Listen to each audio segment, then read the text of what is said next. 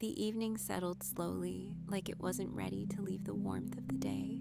I sat by the window, pretending to watch the lights outside, but every thought kept circling back to him. It always did. There was something about the quiet way he carried himself that made the room feel smaller, softer, as if the air shifted whenever he walked in. I hadn't expected him to stay tonight. He didn't say he would. He just lingered, the kind of lingering that feels intentional, even when it isn't spoken. He stood behind me for a moment, close enough that I could feel the faint warmth radiating from him, the kind that seeps through you slowly and leaves a trace long after the moment passes. When he finally sat beside me, he didn't touch me. He didn't need to. The closeness alone felt like a touch. His presence wrapped around me like a soft pressure, steady and quiet, the kind that makes your heartbeat shift without warning. He looked at me once, that long, deliberate glance that feels like fingers grazing the inside of your thoughts.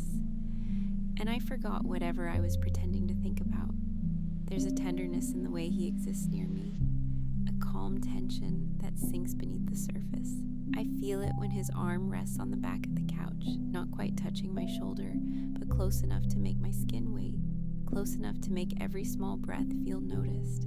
I think he knows what he does to me. The subtle things, the low tone of his voice, the way he pauses before he speaks, the way he watches me like he's memorizing something he doesn't want to forget. It's not loud, it's not obvious. It's the softness that makes it impossible to ignore. I let my head lean back just slightly, and for the first time tonight, he moved. His fingers brushed my wrist, a light, thoughtful touch, like he was asking a question without words. And somehow, without meaning to, I answered by leaning just a bit closer. That was enough. We stayed like that, not quite holding each other, not quite apart, just suspended in the quiet space between wanting and waiting. The world outside blurred into distant shapes. The only thing that felt real was the warmth between us, growing slowly, patiently, with that unspoken promise neither of us dared to break.